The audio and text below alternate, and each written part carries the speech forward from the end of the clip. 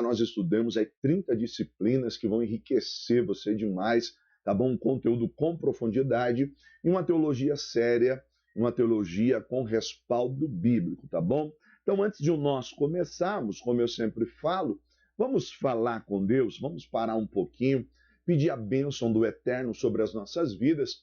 Afinal de contas, uma teologia divorciada de uma vida devocional, uma teologia divorciada da vida de oração, eu sempre digo que é uma teologia defeituosa e isso é deveras perigoso, tá bom? Então vamos falar com Deus, vamos para tudo agora, vamos orar, vamos pedir a bênção de Deus. Pai, neste momento eu quero rogar a tua bênção, a tua graça, pedir a Deus que o Senhor fale conosco. Deus, visita o meu irmão, a minha irmã que parou neste momento agora para estudar a tua palavra. Ó Deus, que seja um momento de edificação, um momento de crescimento, onde o teu nome seja glorificado sobre essa vida, sobre essa família. Pai, é o que eu te peço em nome de Jesus. Amém e amém. Posso ouvir um amém? Sela comigo um amém. Bora estudar, tá bom? Bora estudar. Tem bastante coisa, hoje é a primeira aula e eu já quero avançar, porque esse módulo ele tem bastante coisa. Então essas duas disciplinas vão dar um pouquinho de trabalho para nós, tá bom? Mas eu tenho certeza que vai ser bênção para você, tá bom? Vamos lá então? Vamos começar aqui, Heresiologia 1, tá? É uma figura bem sugestiva que eu coloco aí para você, tá vendo? Então, seitas, heresias. Muitas das vezes nós temos caído em muitas dessas armadilhas, né? Quantas pessoas, né, recebem aí literaturas, postagem e, na verdade, é uma grande arapuca, né? Uma grande armadilha. Então, esse módulo vai nos preparar para que nós venhamos desenvolver uma teologia sadia, pura, e aprender a lidar com esses grupos sectários. Na verdade, essa primeira aula, essa primeira matéria, nós vamos aprender um pouquinho aí sobre como identificar essas seitas, esses segmentos, tá bom? Nós não vamos aqui, pelo menos nesse primeiro momento, apresentar nenhum grupo, né? Mas nós vamos tentar identificá-los, tá bom? Vamos seguindo aqui, ó. Esse é um dos assuntos de suma importância, sobretudo pelo fato de os ensinos heréticos a cada dia estarem se alastrando, e isso com muita rapidez, né? A cada dia surge um movimento novo. Então, cada dia surge aí um grupo novo e às vezes, o que é mais complicado é porque muitas das vezes vem disfarçado de cristianismo, não é verdade? Então, nós vamos aprender a identificar. Por quê? Porque muitos deles acabam fazendo uso da Bíblia, e aí, porque usa a Bíblia, muitos de nós falam assim, não, mas está tranquilo, lá eles usam a palavra também. Então, nós vamos tomar muito cuidado, tá bom? Ó, a ideia é que o Estado é laico. Nós estamos em um país onde o Estado é laico. O que isso quer dizer, professor? Que o Estado é laico? Ó, isso quer dizer simplesmente o seguinte: todo homem tem o direito à liberdade de pensamento, consciente e religião. Este direito inclui a liberdade de se manifestar essa religião ou crença pelo ensino, né, pela prática, pelo culto e pela observância isolada ou coletiva, em público, enfim. Na verdade, quando você tem essa ideia de que o Estado é laico, então nós estamos numa nação onde nos dá direito e liberdade de culto. Então você não tem uma seita ou um segmento, uma religião estabelecida, como são nos países muçulmanos, que é proibido expressar qualquer outro tipo de culto ou crença. Nós estamos numa nação onde, em tese, aí, o Estado é laico, embora foi um país, né, durante muito tempo católico, considerado católico. Quem estudou história da igreja sabe do que eu estou falando, mas nós temos o conceito que o Estado é laico, tá? Só que nós precisamos entender o seguinte: o homem, ele é um ser moral, portanto, ele tem a liberdade de seguir a religião que quiser. Porém, ele só não pode esquecer uma coisa, que é a Deus que ele terá que prestar conta um dia. Então, quando nós falamos do Estado é laico, e aí pensando com você sobre isso, nós chegamos a algumas conclusões do tipo, o homem é livre, ele pode fazer o que ele quiser, ele só precisa ter algo em mente. que ele é um ser consciente, um ser moral, capacidade de pensar, de escolher, enfim. Só que um dia ele vai ter que prestar conta a Deus. Então, você que me acompanha sabe que eu já trabalhei essa questão em outras disciplinas. Um dia ele vai ter que sentar com seu Criador e vai ter que prestar contas, tá? O Estado é laico, portanto, o homem tem o direito de mudar de religião e também tem o direito de saber a veracidade dos fatos. Então, nessa questão da liberdade de culto, e essa é uma primeira aula, é uma aula introdutória, o que acontece? Nós precisamos ter isso em mente. O Estado é laico, então o homem tem essa possibilidade. Em países que não têm essa postura, você sabe que estão sob pena de morte. Quantos cristãos na igreja perseguida, né? Quantos que se converteram ao cristianismo e pagaram com a sua própria vida simplesmente porque no conceito do país, deixou a religião oficial, né? O nosso estudo, o nosso propósito hoje aqui, nós temos como objetivo mostrar o que as religiões ensinam e confrontá-las a partir da veracidade das escrituras. Então, quando nós estudamos seitas e heresias, nós precisamos entender o seguinte: quando nós estudamos heresiologia, que é o caso aqui, heresiologia 1, nós precisamos entender que a Bíblia é a nossa regra de fé e prática, e ela é infalível e inerrante palavra de Deus. Ou seja, na Bíblia não contém erros. Então, deixa eu dizer uma coisa para você que está assistindo essa aula.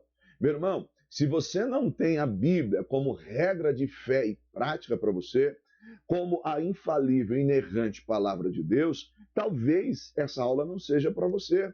Por quê?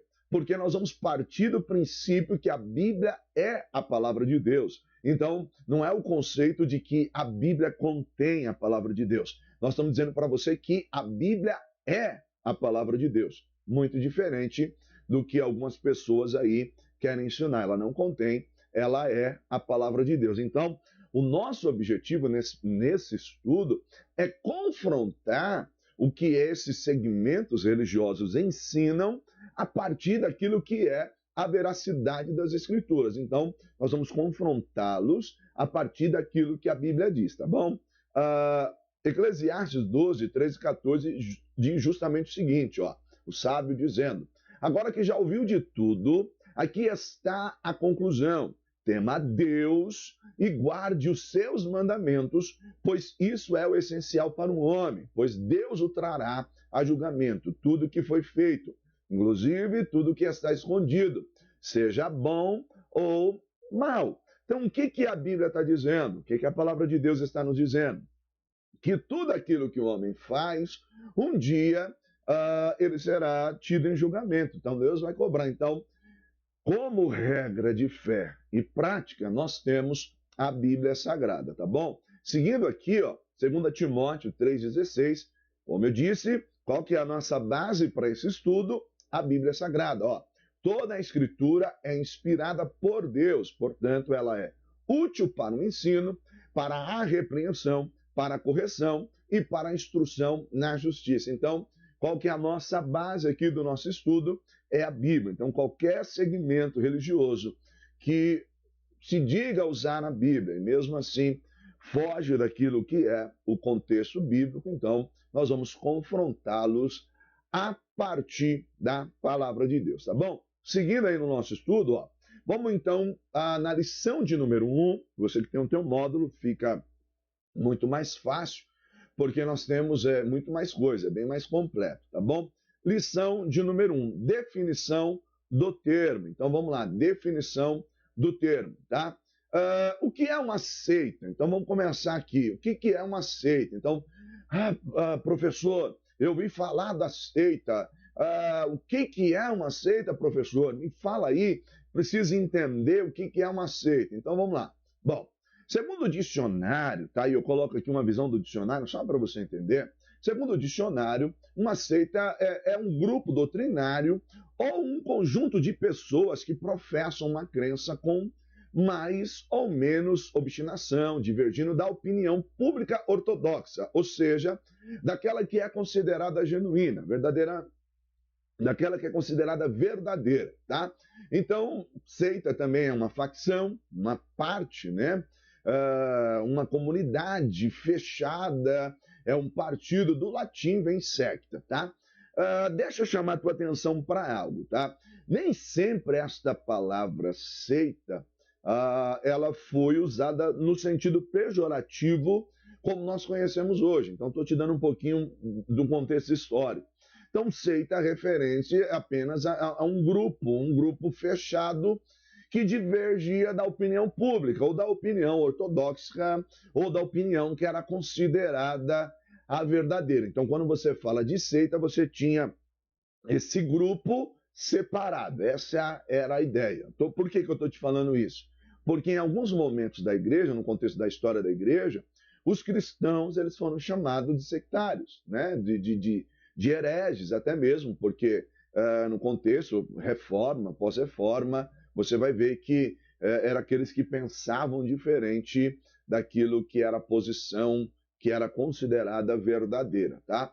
Mas lembrando que um dos pilares da reforma é sola as escrituras, ou seja, voltar às escrituras. Por isso que eu estou te dizendo, a nossa regra de fé e prática é a Bíblia. Então, divergiu com a palavra, então já leva-nos a pensar um pouquinho sobre esse grupo, tá? Esse segmento, tá? Essa aula é muito importante, por quê? Porque vai te levar uma análise da onde você está servindo a Deus. Então você precisa observar como que é. Tá segundo as escrituras, diverge das escrituras, então eu preciso pensar em tudo isso, tá?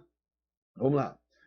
Deriva-se de seita, né? Do substantivo latino secta e do verbo sec, que significa seguir, em seu sentido original, significa um modo de viver, de pensar seguido por pessoas. Tá? Nesse aspecto, os cristãos foram denominados como seita. E você tem o texto de Atos 26:5. É isso que eu estou te dizendo.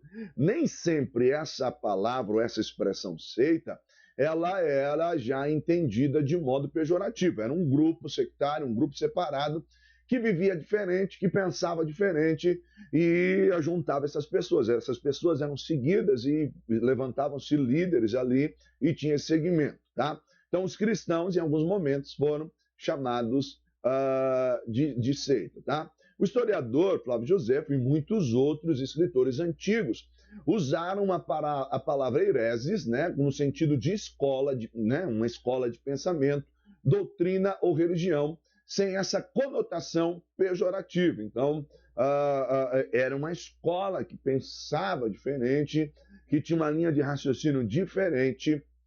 Só que o que eu quero chamar a tua atenção aqui é que, com o passar do tempo, né, lógico, e sempre existiu os movimentos sectários, mas com o passar do tempo, esses grupos vão se distanciando daquilo que é um ensino bíblico, vão se afastando daquilo que é a verdade bíblica, e isso vai ser danoso, isso aí vai ser prejudicial. E aí sim, você começa a ter toda essa história aí dessas religiões que começam a ferir os princípios bíblicos, a ferir aquilo que é o ensinamento da palavra de Deus, tá bom?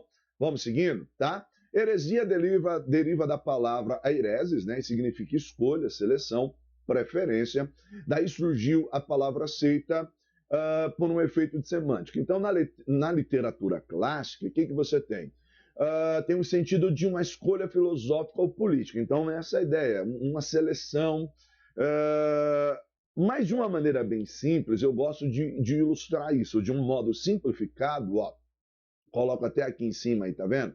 Para você ver, de modo simplificado, ó, seita é o grupo, ou seja, as pessoas que compõem. E a heresia é o conteúdo. Pegou?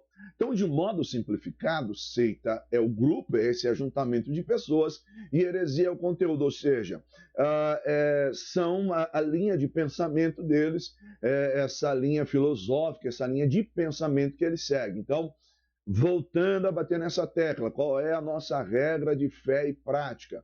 A Bíblia Sagrada. Então eu vou ser curto e grosso. Se você não crê que a Bíblia é a palavra de Deus, se você não aceita a Bíblia como genuína, palavra de Deus, inerrante, infalível, palavra de Deus, essa aula não é para você. Para o vídeo aí e sai fora.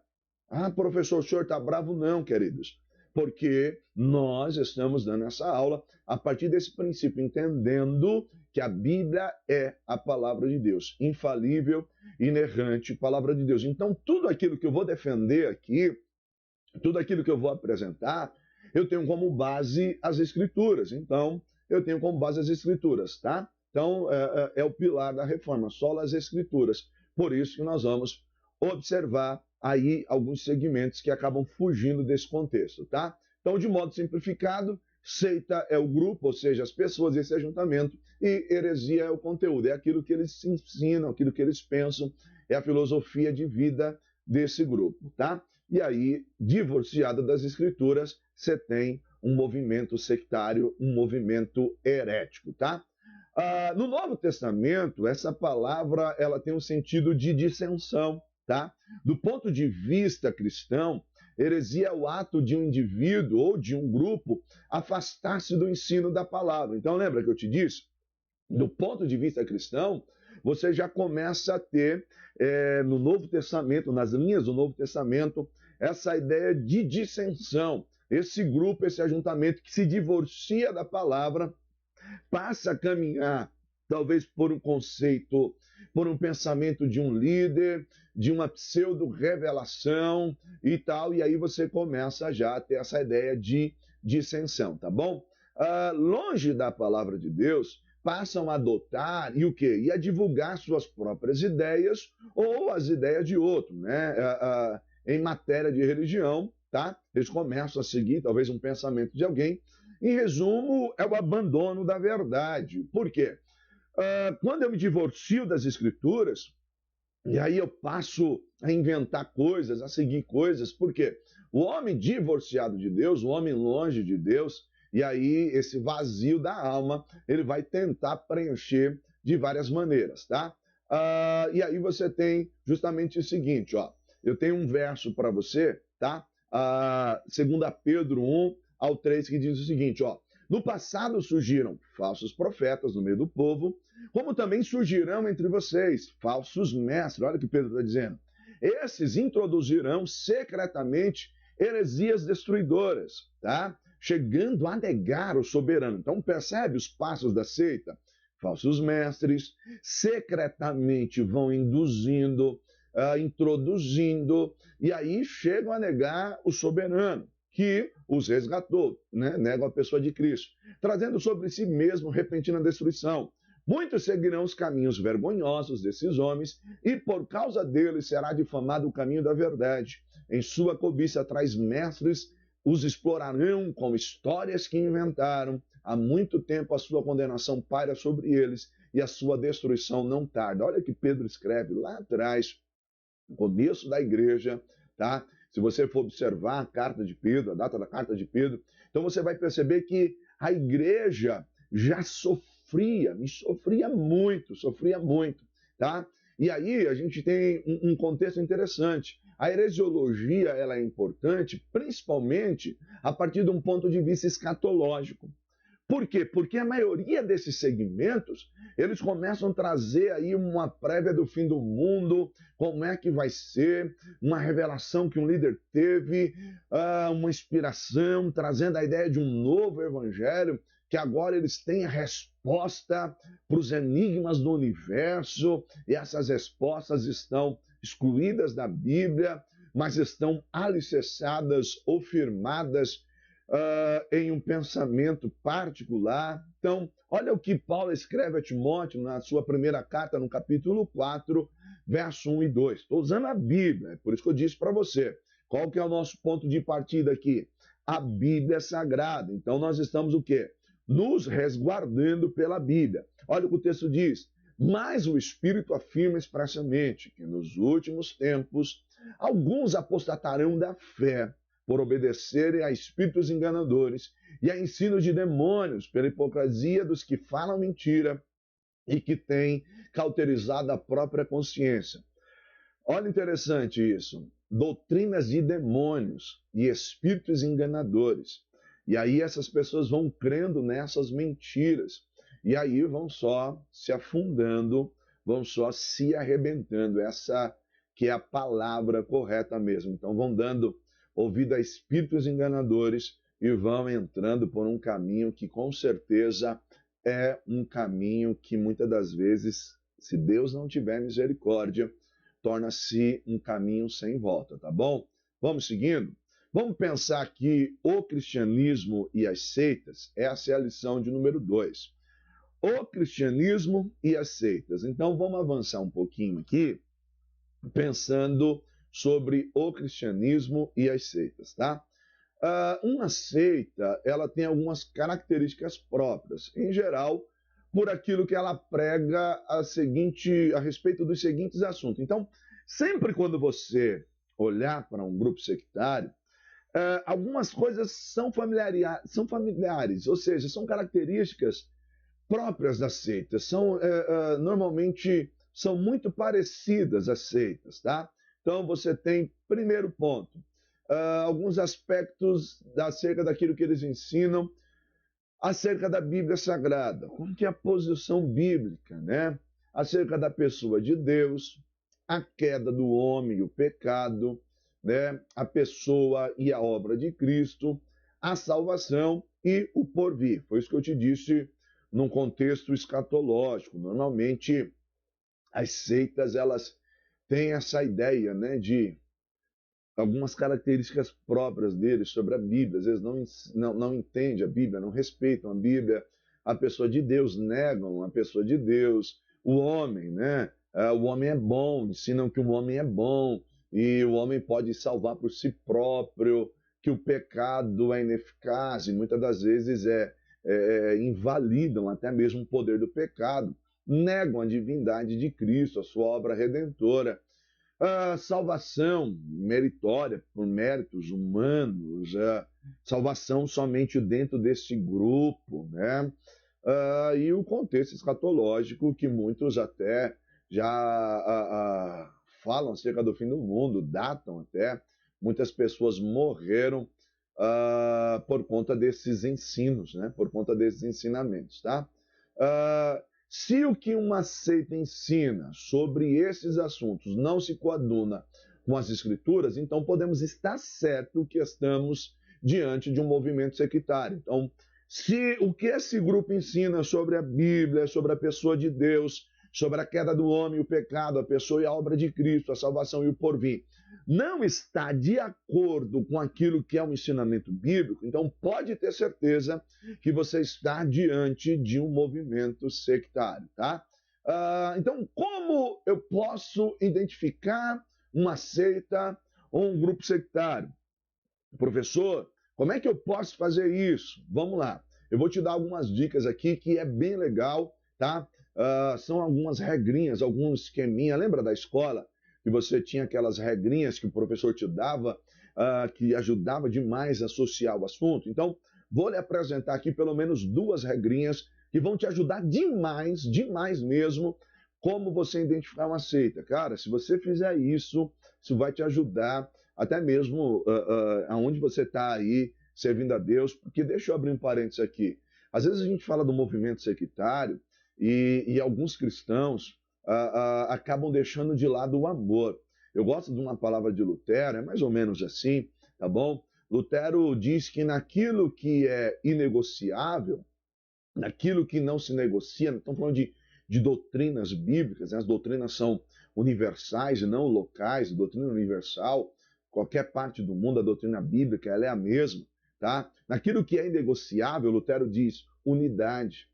Naquilo que não é, né, a prioridade, naquilo que é importante, mas não é prioridade, ou seja, ele fala de diversidades. Então, naquilo que é inegociável, unidade.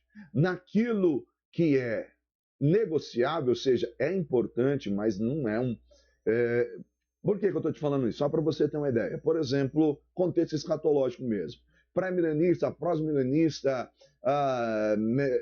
aí você tem pré-tribulacionista, pós-tribulacionista, mid-tribulacionista, ou seja, são doutrinas, são ensinamentos bíblicos, mas que não ferem as doutrinas centrais das Escrituras. A ideia de que todos creem que salvação é por meio de Cristo, todos creem que Cristo vai voltar. A questão é só quando e como, se em duas fases, em uma única fase, vai ser no meio, depois da grande tribulação. Então, naquilo que não é naquilo que é importante, mas não é prioritário, diversidade. Então, no inegociável, unidade. Naquilo que é negociável, diversidade, pensamentos diferentes. E no demais, o amor, a caridade. Ou seja, então, nem todo mundo que está seguindo num movimento, até mesmo sectário, é uma pessoa ruim. Às vezes ele está enganado, às vezes ele é sincero e ele acha verdadeiramente que está servindo a Deus. Quantas pessoas, irmão, a gente não conhece que pensava estar prestando de verdade serviço a Deus, mas estava enganado por doutrinas de demônios, ensinamentos de demônios. Então foram libertos e hoje servem a Deus de verdade. Então, naquilo que é prioridade, unidade. Naquilo que é importante, mas não é prioridade, diversidade. E no demais, o amor, a caridade. Então nós precisamos amar essas pessoas a ponto de pregar um evangelho genuíno para que elas venham para aquilo que é o caminho da verdade, tá bom? Que é o caminho da palavra de Deus. Vamos lá então, como identificar uma seita ou um grupo sectário? Eu tenho uma regrinha básica aqui, ó, tá vendo? Qual o conceito do grupo com relação ao SBT? E aí você, professor, o SBT é uma seita? Não estou falando do canal de televisão. Coloquei só a figura aqui, é mera ilustração aí, tá bom? Só para associar aí. O que é o SBT? Não é o Sistema Brasileiro de Televisão, é o SBT. Qual é o conceito do grupo com relação ao S, salvação? O que esse grupo ensina sobre salvação? Salvação é por meio de Cristo ou salvação é por obras? Salvação é por seguir o RI, o regimento interno desse determinado grupo? A salvação eles agregam alguma coisa a mais? Então, primeiro ponto. Então, quando você faz essa análise do SBT, opa, mas peraí, eles não ensinam que salvação é em Jesus, eles ensinam que salvação é por meio de seguir a regra do líder tal. Opa, então a gente já começa a pensar que alguma coisa está fora, tá bom? O B, né? O S, agora o B, a Bíblia. Qual a posição desse grupo com relação à Bíblia? O que é que eles ensinam sobre a Bíblia? A Bíblia é a autoridade máxima lá? Ou você tem a Bíblia e precisa de mais um livro que está em pé de igualdade com as Escrituras? O livro desse líder, ele assume também uma posição maior até que a Bíblia. A Bíblia só é lida um versículo isolado, sendo que, na verdade, a regra de fé e prática deles se baseia na revelação de um novo evangelho, na revelação do que o líder falou, numa tradição oral, não naquilo que a Bíblia ensina. Quando você olha isso, você percebe a posição desse grupo, então o que você começa a ter? Você começa, então, aí a pensar diferente e já começa a ter uma ideia de dizer assim, não, mas peraí, então algo está fugindo aí daquilo que é o ensino da palavra. E o T, SBT, o T, Trindade. Qual que é a posição? Agora você vai falar assim, mas professor, nem tem a palavra Trindade na Bíblia, foi Tomás de Aquino. Eu já ensinei isso em outra matéria, tá bom? A divindade composta, a triunidade de Deus, tá? Se você preferir assim, tá? Qual a posição da triunidade de Deus ou da divindade composta? Jesus Cristo é Deus para esse grupo? Eles aceitam a divindade do Messias ou ele diminui? O Espírito Santo é Deus ou é uma força, apenas uma força, né? Uma inspiração? Qual é a postura desse grupo com relação à divindade composta ou à trindade, tá? Deus, qual a postura de Deus? Quem é Deus? Né? É o soberano de toda a terra? É mais um Deus? Existem muitos deuses lá, adoram a Deus. Por exemplo, Maria também é Deus lá. Existem os amigos de Jesus também são deuses. Como que é? Então, é o SBT. S, postura, qual a posição desse grupo com relação à salvação? O B, com relação à Bíblia. E o T, com relação à Trindade, ou a triunidade de Deus, a divindade composta. Então, uma regrinha básica. Se esse grupo tem aí e inventa muita coisa com relação a esses três pilares, você já tem um problema. Sai dela, povo meu, porque está fugindo daquilo que é o ensinamento das Escrituras, tá bom? Uma outra regrinha básica, bem simples, bem legal, são as 4 operações matemáticas, isso mesmo, as 4 operações matemáticas. Por exemplo, olha que legal, eu te ensinei a regrinha do SBT, tá bom? E agora a regrinha das 4 operações matemáticas. Por exemplo, o mais, né? A adição. O que acontece? Esse grupo, ele adiciona algo mais. A Bíblia é suficiente ou não? A Bíblia não é suficiente, tem que ter o livro com a revelação tal, porque fulano recebeu uma revelação do anjo tal. Então a Bíblia não é suficiente, tem que ter a Bíblia, mas também tem que ter essa revelação, agrega tal. Opa, então a gente já tem um problema, tá? A subtração. Então, peraí, eles diminuem a pessoa de Cristo, eles inferiorizam a pessoa de Cristo. Jesus Cristo não é Deus, Jesus Cristo é um espírito iluminado, Jesus Cristo foi um grande profeta, mas não é Deus. Jesus Cristo teve um papel importante, mas ele diminui a pessoa de Cristo, diminui as Escrituras, então tem um problema. Então, possivelmente, eu estou diante de um movimento sectário. Uma outra questão, a divisão, tá? A divisão. Por exemplo, esse grupo, ele divide aquilo que é indivisível nas Escrituras. Por exemplo, salvação é por meio de Cristo, mas precisa fazer parte do meu grupo. Salvação só se você for batizado aqui na minha igreja. Eu não tenho a supremacia das Escrituras, eu não tenho a supremacia de Cristo ou do Espírito de Deus, então eu divido sempre com méritos do meu segmento religioso, eu divido, né? Só a salvação é um sectarismo, só a salvação pelo meu grupo, eu divido o corpo de Cristo, só existe salvação em nós aqui, então eu já tenho um problema, porque não é isso que a Bíblia ensina, tá? E a multiplicação é a ideia de sempre acrescentar algo mais, seja as visões do seu pseudo-líder, seja multiplicando aí a salvação por meio de obras. Eu vou multiplicando sempre coisas, multiplicando até mesmo o homem passa a ser uma espécie de Deus, o homem passa a ser adorado como Deus, ou seja, eu vou acrescentando, vou multiplicando aquilo que a Bíblia não ensinou. Então eu já tenho um problema sério aí. Então eu multiplico aí a salvação por meio das obras, e quanto mais coisas você faz, mais você vai ter de Deus. E aí eu vou o quê? Diminuindo o Calvário e multiplicando as obras e tal, e aí chega um ponto que não é por Cristo, diminuí a Cristo e multipliquei, acrescentando aí as obras, somei. Então, quando você faz essa regrinha também, vai te ajudar bastante a identificar esse grupo sectário. Então, fica aqui um alerta, eu não estou citando o nome de nenhum movimento, mas se você é um aluno e você está estudando a palavra de Deus, eu tenho certeza que se você faz isso é porque você tem um desejo de crescer na graça e no conhecimento. Então talvez essa aula seja um despertar de Deus para você. Talvez para você abrir os teus olhos e procurar uma igreja séria, uma igreja que ensine a palavra de Deus e se firmar na palavra de Deus, tá bom? Então, se você ainda não é o nosso aluno, entre em contato conosco, que nós temos aí 30 disciplinas, então tem muita coisa. Se você está assistindo aí pelo canal, você vai ver que nós temos muita coisa aí já, muito conteúdo, tá bom? Seguindo aqui, deu para pegar essas regrinhas? Seguindo aqui, vamos lá.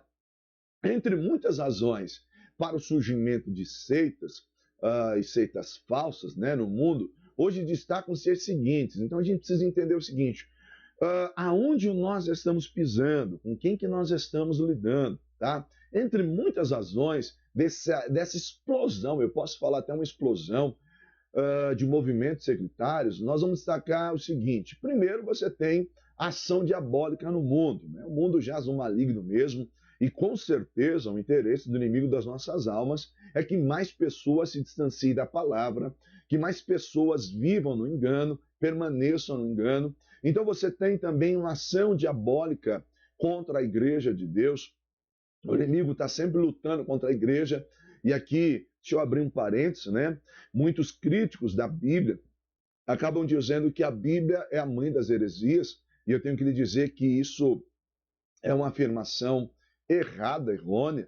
A Bíblia não é, tá? A Bíblia não é a mãe das heresias, mas eu diria que a má interpretação bíblica, ela pode ser.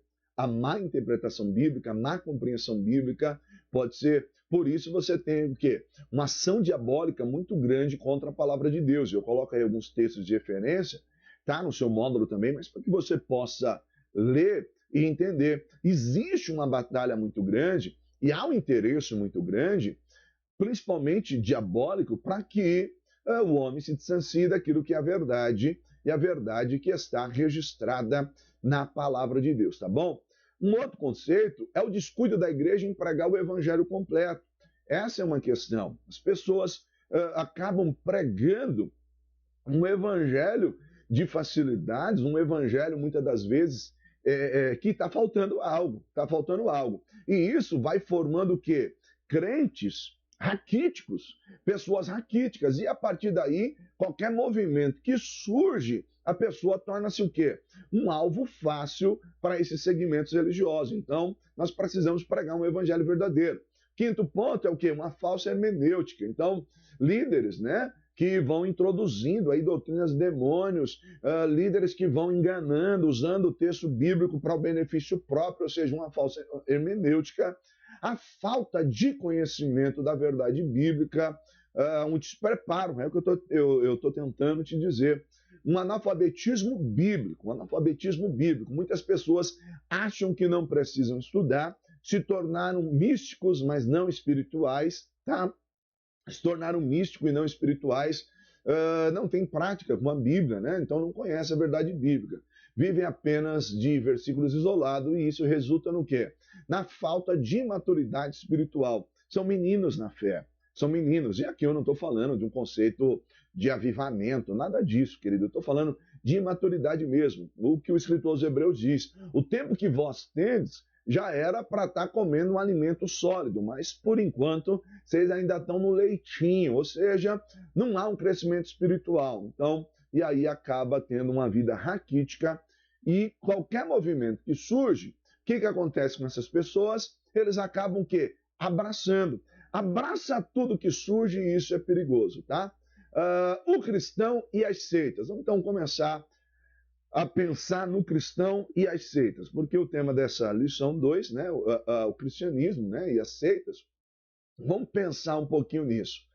Desde a queda do homem e a entrada do pecado no mundo, né, o homem se distanciou de Deus, o homem está vazio, seu espírito está morto, e aí o que acontece? Com o espírito do homem morto, longe de Deus, o homem procura em todo tempo suprir essa ausência, a ausência do Criador. Então, esse vazio na alma, porque o homem ele é o quê? O homem, em sua essência, ele é espiritual, ou seja, ele é espírito, alma e corpo. Ou se você é dicotomista, não tricotomista, o homem é espírito e corpo. O que eu quero dizer para você é o seguinte, o homem tem uma parte imaterial e uma parte física. Essa parte imaterial, que nós chamamos de lado espiritual do homem, seja composto da alma, do espírito, enfim. Uma coisa é certa, o homem não foi feito para viver aquém de Deus. E isso nós ensinamos aí, soteriologia, hamartiologia, tá todas aí as aulas, se você já é o nosso aluno, já fez, você sabe do que eu estou falando. Então, quando o homem está desconectado de Deus, o seu espírito está vazio, o espírito está morto, ele não tem o zoe, ele não tem a vida de Deus habitando nele. E aí o que acontece? Esse vazio da alma, ele vai em busca de muitas coisas. E isso, esse espaço da sua alma, acaba sendo ocupado por ídolos, ele cria ídolos para si, né? Como a Bíblia toda diz, o homem vai lá, corta um tronco, metade ele joga no fogo para se aquecer, metade ele faz um Deus e começa a adorar, mas esse Deus não manda, não vê, não fala. Ele cria ídolos do seu coração e cria também, vai preencher esse espaço até mesmo com demônios. E aí você tem todo um contexto de feitiçarias, idolatrias e por aí vai, tá bom? Como um homem distante de Deus, surge aí o quê? Muitas religiões. Aí você não pergunta, mas por que tanta coisa? Embora a palavra, né, a etimologia da palavra religião, ela seja bem discutida, e muita gente vai falar, não, mas o significado é esse e tal. Em tese, a grande maioria entende que ela vem do latim que é religare. que traz justamente a ideia de religar, de atar o homem a Deus, ou seja, são regras que têm por objetivo levar o homem de volta a Deus. Lembra que eu falei do vazio da alma? No vazio da alma, o homem está distante de Deus. Nesse vazio, ele começa a fazer o quê? Inventar coisas, divorciado da palavra, é claro, é óbvio isso que eu estou tentando te falar. Divorciado da palavra, ele começa o quê? A criar regras, meios, o religarem. Surge uma religião. Ele tenta se reconectar a Deus, ele tenta se achegar a Deus, e isso é muito perigoso. Então, distante de Deus, a idolatria, a feitiçaria, até mesmo o ocultismo, têm sido estradas pela qual o homem tem expressado a sua espiritualidade. Então, nós vivemos numa época hoje que se fala muito de espiritualidade. Ah, você precisa desenvolver sua espiritualidade, e aí você vem por meio de meditação, e aí seitas orientais, ocidentais, e por aí vai, tanta coisa. E tudo isso, na verdade, é o homem tentando se reconectar a Deus, tentando se religar a Deus. Aí vão surgindo as religiões. Como Deus é misericordioso e bom, desde a queda do homem, Deus revela o seu plano de salvação à humanidade. Então, embora o homem, lá no Éden, e aí com o pecado vem a depravação total, desequilíbrio dos instintos, toda essa questão que eu já lhe ensinei em outra matéria, esse homem está longe de Deus, mas a Bíblia Sagrada diz que o Cordeiro de Deus que foi morto antes da fundação do mundo, ou seja, mundo nem era mundo, e Deus já tinha um plano de salvação, Deus já tinha um plano de resgate para a minha e para a tua vida. Então o homem não precisa ficar ligando, tentando criar meios ou caminhos para desenvolver a sua espiritualidade e, em tese, pensando, entre aspas, pensando que vai se chegar a Deus novamente. O que esse homem precisa? Qual é a questão do que esse homem necessita? Ele necessita do quê? Da Bíblia. Voltar para a palavra. Ou seja, está vendo aqui? A Bíblia é o plano de redenção de Deus para a humanidade. Irmão, está aqui, ó. Esse é o segredo. A Bíblia é o plano de redenção de Deus ao homem. Então, de Gênesis a Apocalipse, a Bíblia revela a obra criadora de Cristo. De Gênesis a Apocalipse, a Bíblia Sagrada revela o plano redentor. Então, o que nós precisamos? Voltar para as Escrituras. Qual é a nossa regra de fé e prática? A Bíblia Sagrada. Pegou? Glória a Deus. Vamos seguindo aqui, ó. Só que, infelizmente, nos últimos dias, os movimentos sectários têm avançado e muito, muito, muito mesmo. Tem crescido e muito. E aí a pergunta que a gente faz é, qual que é o segredo deles crescerem tanto? E aí, eu coloco até aí para você, o segredo deles está na disposição dos seus adeptos em pregar suas doutrinas incessantemente, ou seja, de casa em casa, eles usam os veículos de comunicações, TV, rádio, Facebook, WhatsApp, YouTube, internet, ou seja, tudo aquilo que está ao alcance deles para difundir esse segmento religioso, eles estão fazendo. E aí nós falamos de um contexto de salvação pela graça e toda essa questão, não por obras, e aí nós estamos o quê? Deitados em berços esplêndidos, né? Dando glória a Deus. Olha, salvação foi por aquilo que Cristo já fez por mim, não é mérito meu, glória a Deus, tudo isso é pura verdade. Mas, irmãos, se nós tivéssemos a mesma disposição, então eu até coloco aí, bom seria que essa chama que arde nos grupos sectários também ardesse nos corações dos verdadeiros cristãos. A igreja precisa se posicionar. Bom seria que essa mesma chama que arde aí nessa turma em querer pregar e querer estar anunciando, né, os seus ensinamentos, ardesse no coração dos cristãos. E aí você ia ver, se a gente usasse mais o nosso Face para pregar, ao invés de especular ou até mesmo para desabafar. Tem gente que usa o Facebook aí para atacar os outros, atacar a igreja, né? Ficar postando coisa, escrevendo coisa contra a igreja, querendo afrontar o outro irmão, fica aí usando as redes sociais, status para atacar alguém. Para, irmão, usa para pregar a palavra, para de querer ficar dando indiretinha, usa como instrumento para que as vidas sejam alcançadas e para que o nome de Deus seja glorificado sobre a vida dessas pessoas. Então pega essa visão aí, tá? Ó, Mateus 24:5, pois muitos virão em meu nome dizendo, eu sou Cristo, e enganarão a muitos. Facebook, internet, televisão, rádio, e as pessoas, estão caindo nisso aí. 24:11, Mateus, e numerosos falsos profetas surgirão, enganarão a muitos. O texto, né, até possível, até mesmo os escolhidos. Então, irmão, as seitas não estão brincando, eles estão indo para cima. Gente que está vacilando, essa que é a verdade. Nós que estamos vacilando, mas eu tenho certeza que você é diferente, tá bom? Vamos lá, seguindo. Um outro ponto que é muito interessante, que eu quero pensar com você nessa aula, é a ideia da teologia da acomodação. A teologia da acomodação. Irmão, isso é sério demais. Isso é muito sério. Professor, o que é a teologia da acomodação? Bom, vamos lá. Teologia da acomodação.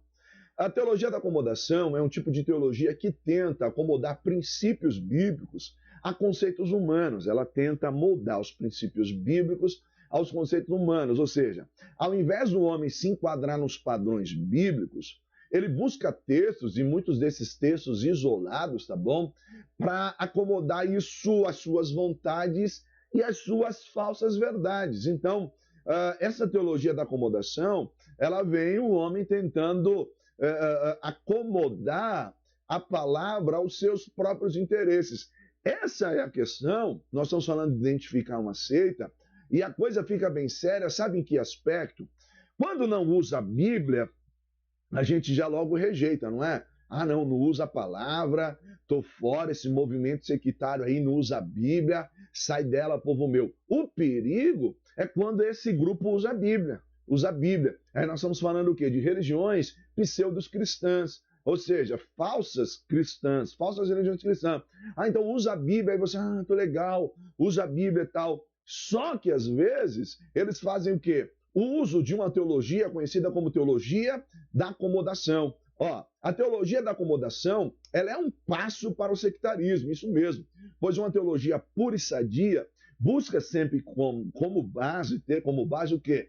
A palavra de Deus. Então, teologia da acomodação é muito perigoso, tá? Uma teologia séria, irmão, ela vai procurar, por meio de um estudo sistemático, buscar as verdades bíblicas concernentes à fé cristã, ou seja, essas verdades bíblicas, elas são o quê? Inegociáveis e são universais, ou seja, em qualquer parte do globo, ela é uma verdade. Salvação somente em Cristo Jesus, tá? A divindade de Cristo, a divindade do Espírito Santo, tá? A triunidade de Deus, não negam, né? A divindade composta, ou seja, a Bíblia como autoridade de fé e prática, a Bíblia, ela não contém, ela é a palavra de Deus. Agora, eu não estou falando de aspectos culturais. O cultural, irmão, ele é temporal. Ele é temporal. Então, nem sempre, numa época, ele faz sentido na outra. Mas estou falando de doutrinas que são inegociáveis e universais. Então, uma teologia pura procura trabalhar com esses princípios, tá? Já na teologia da acomodação, é o homem que dá forma à Bíblia usando-a para os seus próprios interesses. E aí você tem aquela ideia. A má interpretação bíblica, o uso de versículos isolados, tem sido uma grande arma da teologia da acomodação. Então, pega isso aí. A má interpretação bíblica e o uso de versículos isolados tem sido a grande arma dos teólogos da acomodação. Por quê? Lembra que a herança nossa da reforma é sola as escrituras? Essa é a nossa herança da reforma.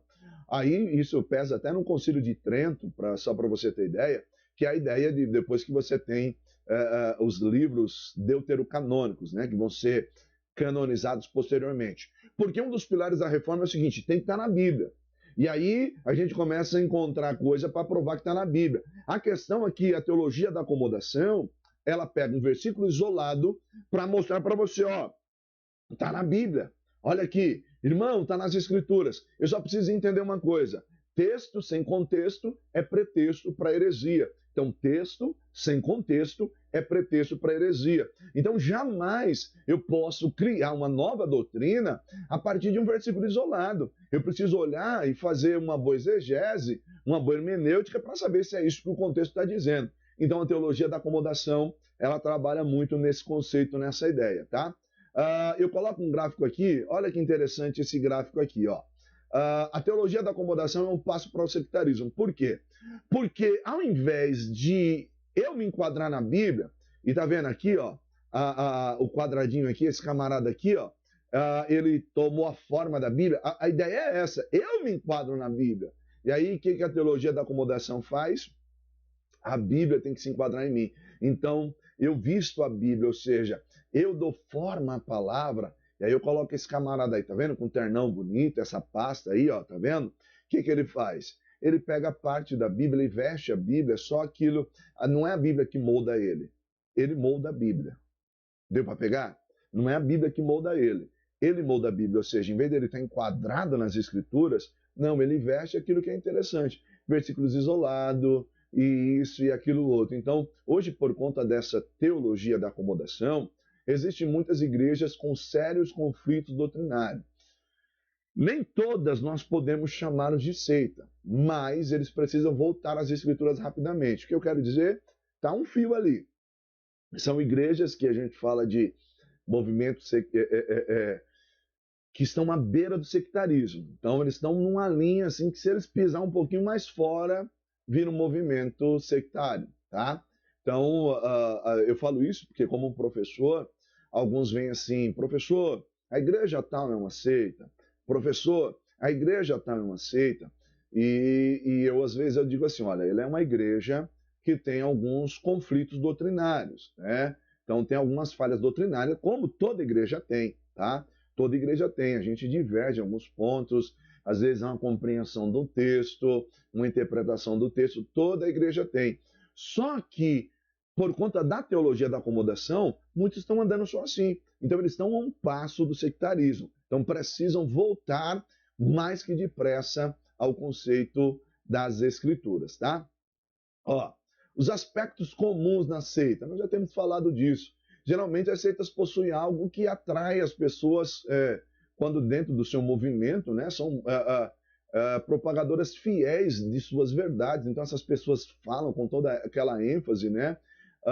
Parte dessa seita geralmente está convicto e é capaz até mesmo de dar a sua vida. Então, as pessoas, quando entram nesse segmento, são capazes de dar a sua vida. Eu coloco aí no seu módulo alguns movimentos de seitas que as pessoas venderam tudo que tinha, porque acreditaram na fala de um líder que o mundo ia acabar. Outros fizeram um pacto suicida, venderam todos os seus bens e passaram para esse pseudo-líder, porque em determinada época seriam abduzidos. Outros, até pseudos cristãos, dataram a época de que Jesus voltaria, Jesus nunca voltou. Então, normalmente os adeptos dessas seitas, eles são tão convictos disso, que são capazes de entregar até mesmo a sua vida por conta desse movimento, né? Aí, eu quero ir para o último ponto dessa aula e pensar com você sobre alguns pontos relevantes na identificação de uma seita, tá?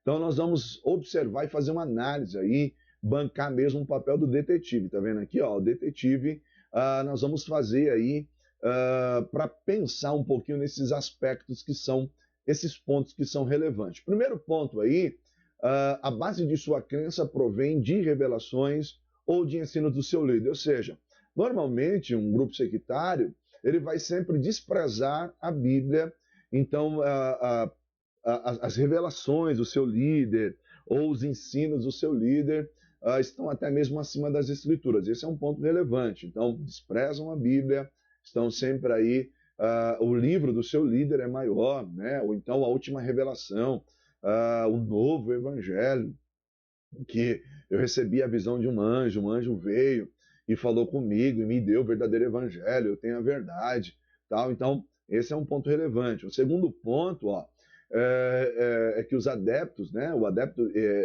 dessa doutrina, ele tem a ideia de fazer o proselitismo, ou seja, ele está condicionado de forma sistemática nas crenças da seita, então ele vai buscar outros, ele vai em busca um adepto dessa seita, ele aprende as suas lições, decora como se fosse tabuada, aquela coisa ali, com a sua convicção, ele vai influenciar, e geralmente quem já tem uma fé, ele vai tentar trazer aí, né, o famoso pescar em aquário, né, que a gente fala, não, você está no caminho errado, você precisa vir para a verdade.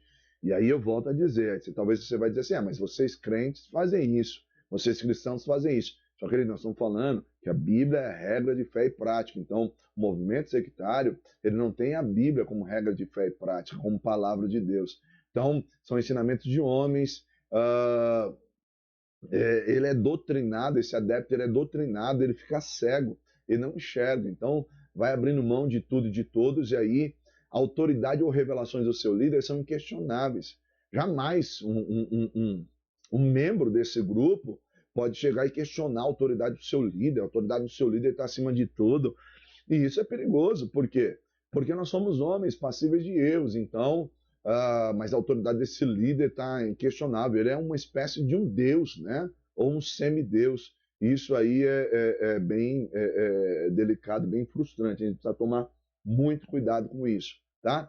Um quarto ponto, as seitas são geralmente isolacionistas, ou seja, eles, quando ganham essas pessoas, começam a fazer uma espécie de uma lavagem cerebral, isolando essas pessoas deixam famílias, deixam pais, deixam mães, vão se isolando, e a ideia de isolar essas pessoas é para que eles recebam realmente essa convicção nesse sectarismo, nessas pseudo-verdades, a ponto deles ficarem cegos. Então eles isolam essa pessoa mesmo, dá um jeito de afastar essa pessoa de tudo, de todos.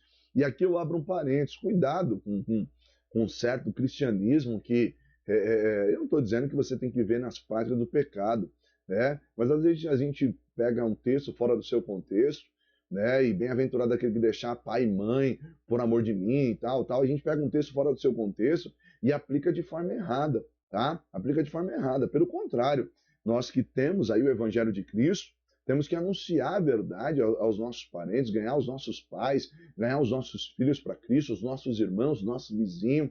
Então, muito cuidado com isso, tá? Um quinto ponto é que as seitas sempre propagam salvação por méritos humanos. Isso é quase que unânime nos movimentos sectários, sempre essa ideia de anunciar a salvação é por méritos humanos. O homem é bom, e ele precisa aí fazer suas boas ações, e fazendo as suas boas ações alcançará a salvação. Não é isso que a Bíblia ensina. A Bíblia ensina que salvação somente por meio de Cristo, tá? Um sexto ponto, que geralmente possui uma mensagem apocalíptica, profecias falsas, é aquilo que eu falei, sempre a ideia do porvir, né? Aquela ideia de dar uma previsão final do mundo, assustando o povo e tal, e muitos estão nesse segmento, às vezes, por medo, né? Por medo dessas mensagens que são ensinadas. Eles são sempre os únicos certos, tá bom? E aí você diz assim, mas espera aí, professor, isso é muito parecido com o que os evangélicos dizem. Eu estou falando isso porque estou até fazendo contraponto comigo mesmo, porque eu ouço muito isso de algumas pessoas. O que eu quero dizer para você é o seguinte, queridos, o evangelho sério, genuíno da palavra de Deus, ele não é só ele, só a igreja dele que acerta. Ele entende que salvação é por meio de Cristo e por meio do ensino da palavra. Mas existem alguns grupos sectários que é só a igreja dele, só o grupo dele, só existe salvação lá, pelas obras que são feitas por lá, pelo batismo de lá. E isso é perigoso, isso é perigoso. Eu não posso dizer que só há salvação na minha igreja. Nem você pode dizer que só há salvação na sua igreja, até porque salvação é por mérito de Cristo, obra do Calvário, por aquilo que Cristo fez por nós. Então a palavra, o plano de salvação de Deus revelado a nós. Então, que eu sou o único certo, só a minha igreja tal, então cuidado. Se começa assim, só tem salvação aqui, só por meio de nós, então vigia, porque esse grupo é um grupo que pode aí estar fugindo daquilo que é o ensino das Escrituras, tá? A tendência é o esoterismo, né? Busca pelo esoterismo, ou seja, essa palavra do grego, esotéricos, né, que significa conhecimento secreto ou ao alcance de poucos, tem marcado muitas seitas. Então, a busca pelo novo faz com que o adepto dependa a cada dia mais dessa seita. Ou seja, se torna um tanto místico, né? Alguns grupos, só eles têm a revelação da revelação, é só aqui que a gente tem, alcançamos esse nível. Então, se torna um grupo um tanto místico, um grupo assim esotérico, né? Esotérico. Então eles têm uma revelação da revelação. É muito, nós vamos falar isso mais para frente, Heresiologia 2, mas é o conceito já de nova era, né? Então ele tem um pouquinho de cada segmento, mas eles têm uma revelação a mais. São cabalísticos e toda essa ideia. Então isso é muito sério. Cuidado, é um ponto também que é relevante das seitas. O controle do líder sobre os seus adeptos, então o líder exerce essa função, esse controle até mesmo com base num terrorismo espiritual. Se você sair daqui, você vai morrer. Se você sair daqui, eu vou jogar uma mandinga sobre a sua vida vai se acabar. Tem até pseudos pastores que agem assim. Se você sair do meu ministério, se você sair debaixo da minha cobertura, né? É como se ele fosse Deus. Se você sair debaixo da minha cobertura, a coisa vai ficar feia para você, a maldição vai te alcançar, um terrorismo espiritual. Então, alguns, né, líderes de pseudo-seitas, né, de certas seitas falsas, segmentos falsos, né, pseudo-religiões, é um dos pontos relevantes. O líder ele quer exercer esse controle sobre a vida das pessoas. Queridos, nós como pastores, como doutrinadores, como ensinadores, nós mostramos o caminho da verdade, mas mostramos que a salvação ela é individual. Você precisa entregar sua vida a Cristo. Não cabe a nós exercer esse controle, esse domínio sobre ninguém, tá? Um 10º ponto aí, as suas doutrinas, né, são inconstantes, sofrem mutações para atender os seus interesses, ou seja, não há nenhum problema para os adeptos dessas seitas eles consertarem, ou seja, reformularem os seus erros. Então, basta apenas uma nova profecia, que é a que existia antes, ela foi modificada. O que é isso? Muitas seitas dataram a época para o fim do mundo, para a volta de Cristo, para isso, para aquilo. Não aconteceu, aí a gente reformou a ideia, não, o que aconteceu foi isso e tal, e a gente segue em frente, não tem problema. Só que, quando nós ficamos com a palavra de Deus, ela não mudou. A palavra de Deus não mudou, ela é a mesma, tá? E a Bíblia não precisa ser atualizada. A Bíblia não precisa ser atualizada, tá?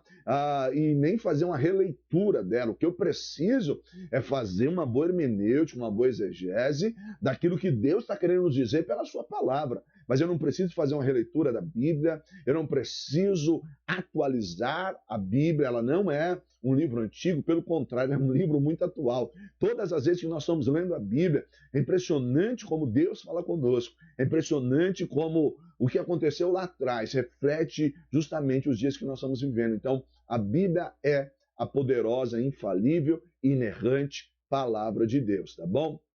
Rejeição ao cristianismo, um dos pontos também que é muito forte.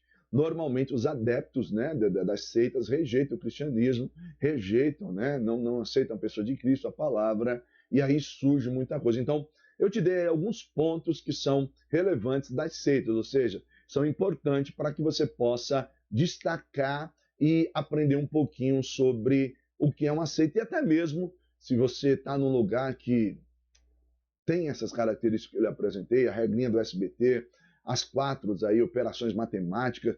Então, cuidado, eu te apresentei esses pontos, muita coisa nessa aula de hoje.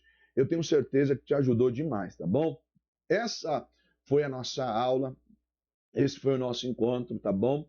Se você ainda não tem o teu módulo, olha que interessante, se você ainda não tem o teu módulo, entre em contato conosco. Você está ouvindo Web Rádio Servindo com Amor. 24 horas com você.